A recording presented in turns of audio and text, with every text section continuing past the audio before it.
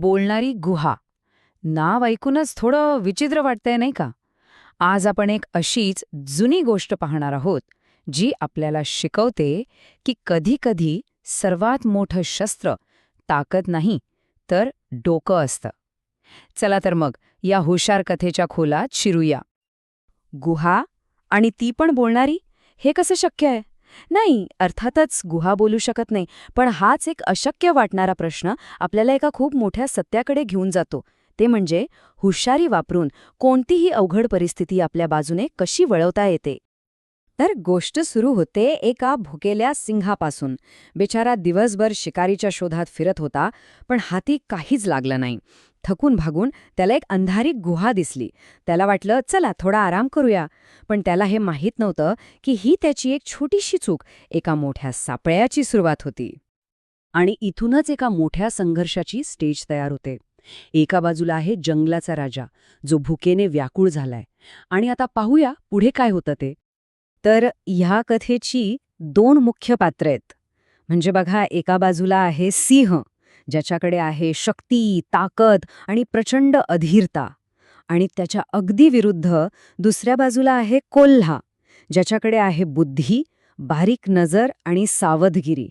म्हणजे ही फक्त दोन प्राण्यांची नाही, तर दोन वेगवेगळ्या विचारांची टक्कर आहे.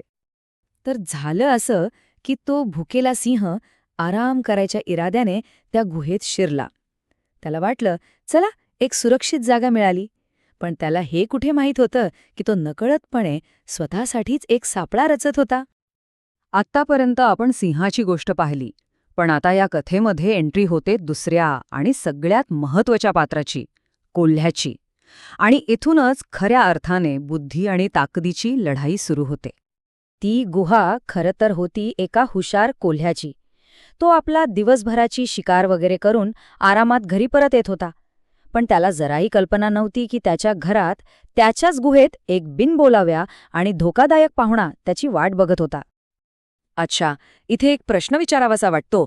स्वतःचा जीव वाचवण्यासाठी किंवा आपलं अस्तित्व टिकवून ठेवण्यासाठी सगळ्यात पहिला आणि महत्त्वाचा नियम कोणता असेल? उत्तर अगदी सोपं आहे. आजूबाजूच्या लहान सहान गोष्टींकडे, तपशिलांकडे लक्ष देणं. आणि हीच एक सवय या कथेत कोल्ह्याचा जीव वाचवणार होती.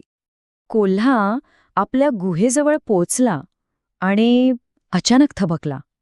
त्याने गुहेच्या तोंडाशी जमिनीवर असं काहीतरी पाहिलं, जे एका धोक्याचा स्पष्ट इशारा देत होतं. ही अशी गोष्ट होती जी कदाचित दुसऱ्या कोणाच्या लक्षातही आली नसती. त्याने काय पाहिलं माहितीये? त्याला सिंहाच्या पंजांचे ठसे दिसले, जे गुहेच्या आत तर जात होते, पण बाहेर येतानाचे ठसे कुठेच नव्हते. त्याच्या हुशार डोक्यात लगेच लाईट लागली की आत कोणीतरी धोकादायक प्राणी लपलाय. बघा, एका साध्या निरीक्षणाने त्याला येणाऱ्या धोक्याची जाणीव करून दिली. आता धोका तर कळला होता, पण कोल्हा फक्त बघत बसणाऱ्यांपैकी नव्हता. त्याने लगेचच आपल्या डोक्यात एक जबरदस्त प्लॅन तयार केला. त्याचा प्लॅन एकदम साधा, सरळ पण जबरदस्त होता. 3 स्टेप्स होत्या त्यात. पहिली स्टेप, एक अशी कल्पना लढवायची जी कुणाच्या डोक्यातही येणार नाही. दुसरी, आत लपलेल्या शत्रूच्या अहंकाराचाच त्याच्या विरुद्ध वापर करायचा. आणि तिसरी स्टेप, त्याला स्वतःहून आपलं अस्तित्व उघड करायला भाग पाडायचं. कमाल आहे ना? आणि मग कोल्हानं एक नाटक सुरू केलं. तो गुहेकडे बघून मोठ्याने ओरडला, अगं गुहे, काय झालं? आज अशी शांत का? तू तर रोज मी आल्यावर माझं स्वागत करतेस. म्हणजे बघा, काय डोकं चालवलंय. त्याने असं भासवलं की जणू काही ती गुहा रोज त्याच्याशी बोलतेय. आता कोल्ह्याने तर आपला डाव टाकला होता. सापळा तयार होता. आता फक्त हे बघायचं होतं की आत लपलेला सिंह या सापळ्यात अडकतो की नाही. आत बसलेला सिंह विचार करू लागला. अच्छा, तर ही गुहा रोज बोलते, पण आज मी आत आहे म्हणून माझ्या भीतीने गप्प बसली आहे. बघा, त्याचा अहंकार त्याच्या बुद्धीवर कसा भारी पडला. त्याला वाटलंच नाही की ही कोल्ह्याची काहीतरी युक्ती असू शकते.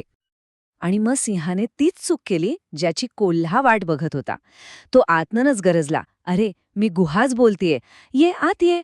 आणि संपलं. त्याच क्षणी तो कोल्ह्याच्या सापळ्यात बरोबर अडकला. त्याने स्वतःच कबूल केलं की तो आत लपलाय.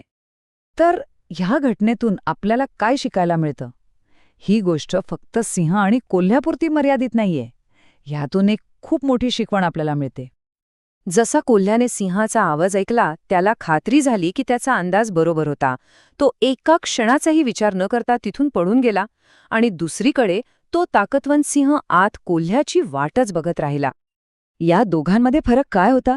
सिंहाकडे ताकद होती, शक्ती होती, पण कोल्ह्याकडे होती एक रणनीती, एक प्लॅन. आणि हीच गोष्ट आपल्याला शिकवते की योग्य योजनेशिवाय नुसती ताकद काहीच कामाची नसते. म्हणूनच या संपूर्ण कथेचा सार एका वाक्यात सांगायचा झाला तर तो हाच आहे: ताकद किंवा शक्ती नाही, तर बुद्धिमत्ता हेच सगळ्यात मोठं आणि अंतिम शस्त्र आहे. आणि जाता जाता एक प्रश्न: आपल्याही आयुष्यात अनेकदा अशी परिस्थिती येते जिथे ताकद कमी पडते. कधी विचार केलाय का की अशावेळी एखादी छोटीशी हुशार कल्पना मोठ्यात मोठी, अगदी अशक्य वाटणारी समस्या कशी सोडवू शकते? नक्की विचार करण्यासारखा प्रश्न आहे.